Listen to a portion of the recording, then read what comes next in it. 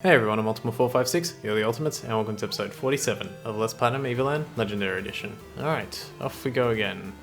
Sailing onwards. So this area is not like, oh, this part of the game is not too long, but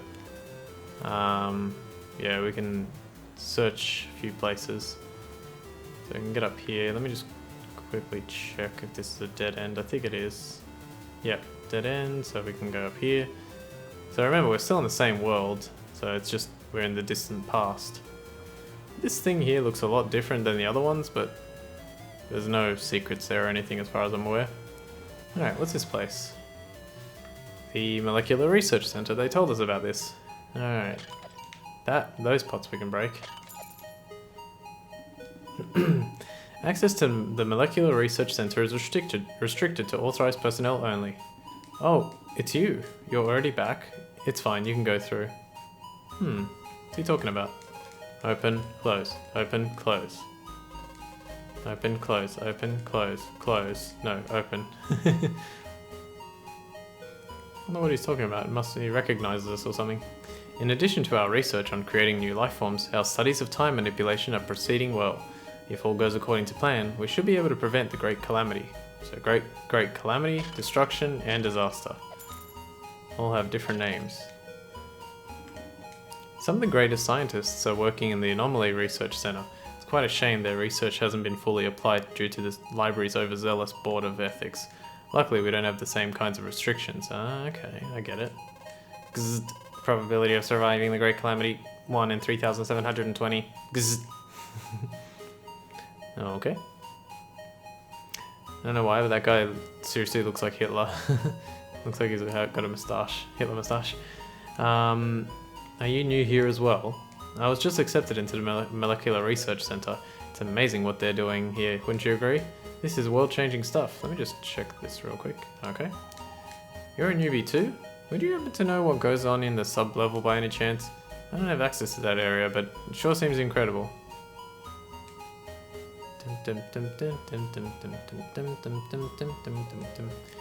Here are some of our most beautiful creations. These creatures can harness energy from nature and then store it biologically for us to siphon at will, all thanks to the miracle of molecular science. I don't think there's any thing that we can...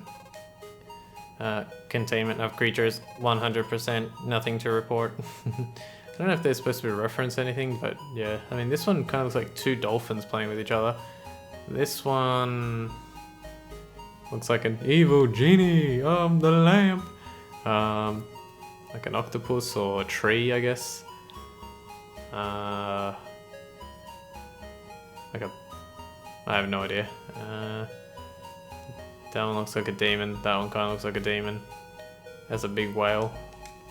Tiny Tiki has gotten big, don't you think? At this rate, he'll be as big as one of the old Dark Age continents. Then he will generate enough energy all on his own. Who knows? Maybe it could even swallow the anomaly. Oops, sorry about that. Move my hand and smack the table. Got little creatures here. Current hybrid population, 34. Target, 10,000. Results consistent with projected goals. Those new hybrids are wonderful, aren't they? They'll certainly make good servants. Okay, so hybrids. Access to sub-level restricted to authorized staff. Access granted. Apparently we have access. I wonder why. It's weird. Oops, I did not mean to do that. Project defense system active. Likelihood of lethal force 2%. Project completion 37%. Estimated time to completion unknown. At the most crucial junctures, you have to make tough decisions, G. We're counting on you to keep the project alive. Why are they calling me G? I've spent the better part of my life planning this project. With any luck, I'll see it put into motion within my lifetime. Yet there's still so much to do. This cube thing looks like it's from Fez. Do you realize what this machine could do? Should we successfully complete it, we'll achieve nothing short of immortality. To think that if we hadn't managed to remove the Stone of Time from the anomaly, all of this would have been inconceivable. Inconceivable! It'll take us another several years to complete the project. Apparently the Molecular Research Center has dealt with our energy supply problems, but we have to finish things up ourselves. Time is of the essence. The great calamity draws close. Did I read this one? No. Energy supply 3%. Warning, energy levels insufficient for activation. Okay, so we're getting like a whole bunch of story dump here. So, you were chosen for the project, huh? It's a big responsibility. Keep your chin up. Okay.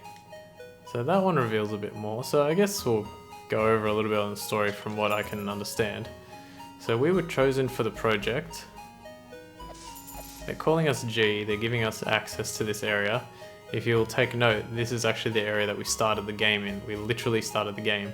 So they were like, look to the right, look to the left, look up, or move to the right, move to the left, look up and down, and then go. And then chop the bush, fight the robots. And then when we got here, these scientists came this way. So they're saying that we were chosen for the project. It's a big responsibility. The project, so I've spent the better part of my life planning it. With any luck, okay. So they're calling me G. Nothing short of immortality.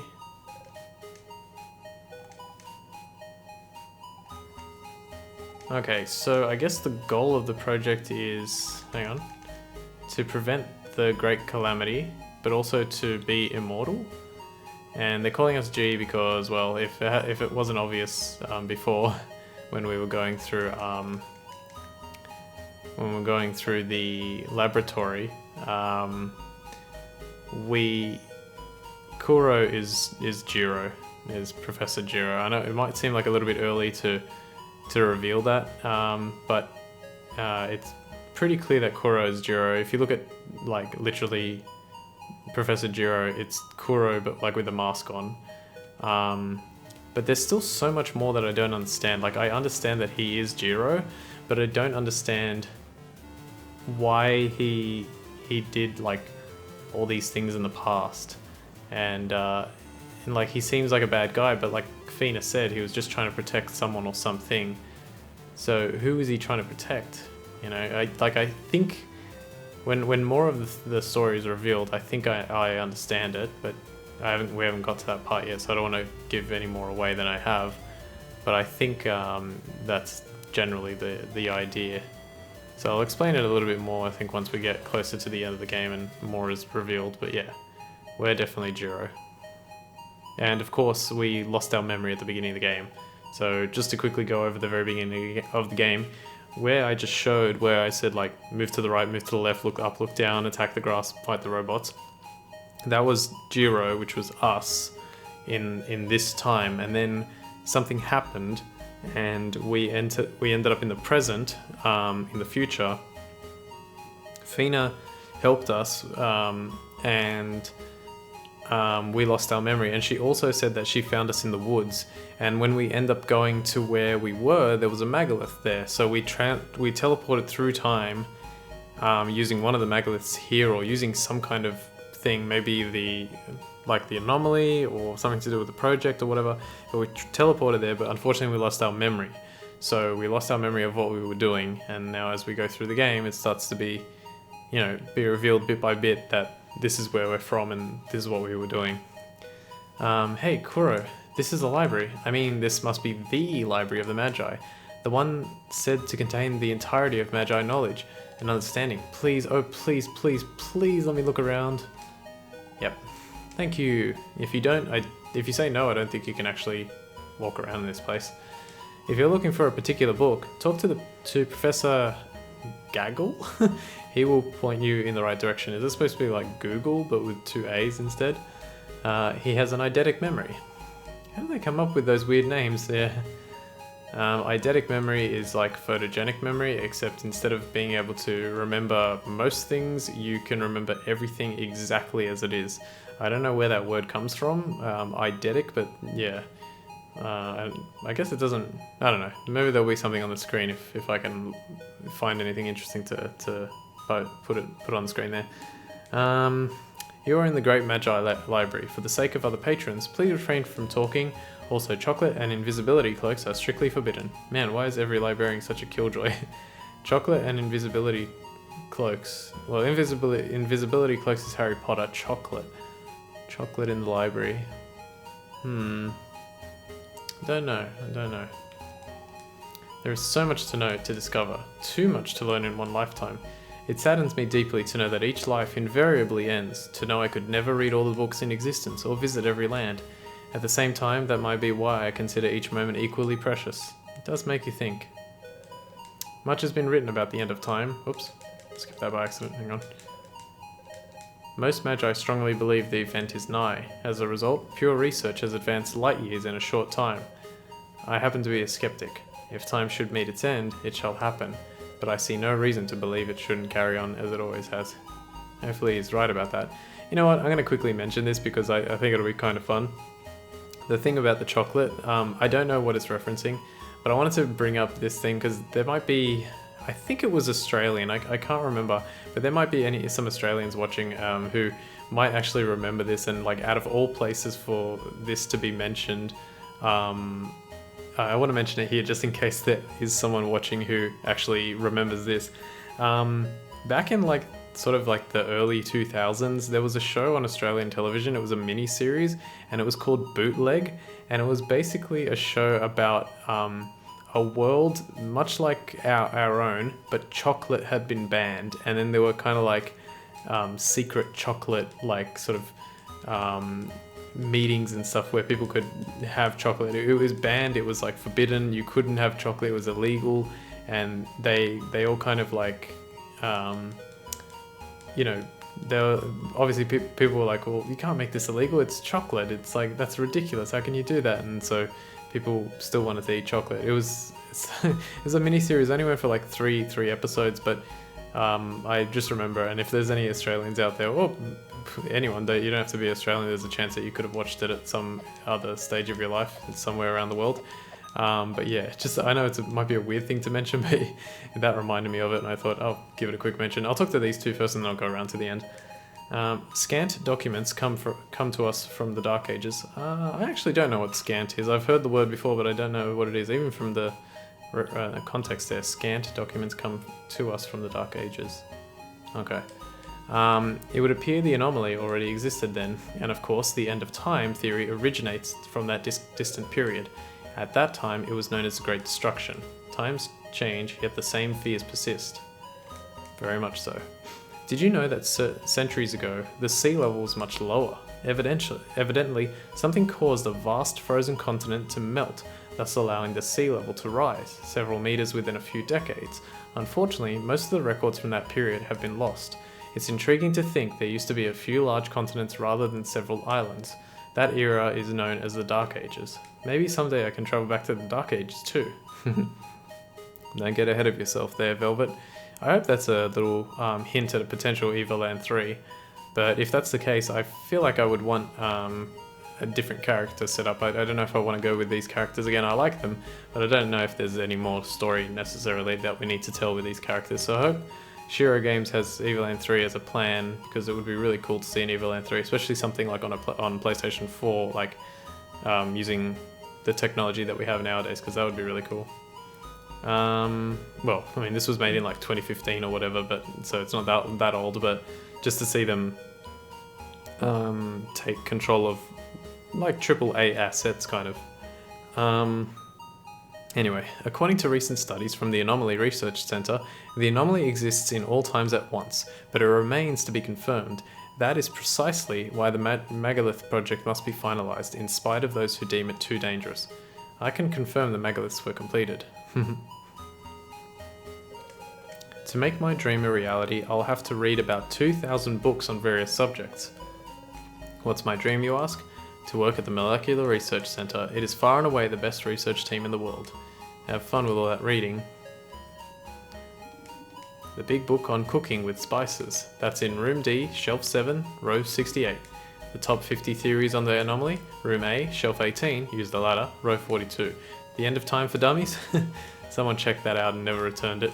This must be the famous Professor Gaggle. Quite the memory he's got. I'm on the board of Temporal Ethics. Our role is very simple. Establish guidelines and protocols for preventing accidents in time travel scenarios. We've prepared for all contingencies, that is, assuming everyone follows our recommendations. It's nice to know someone's planning ahead. Good day, miss. How may I be of assistance?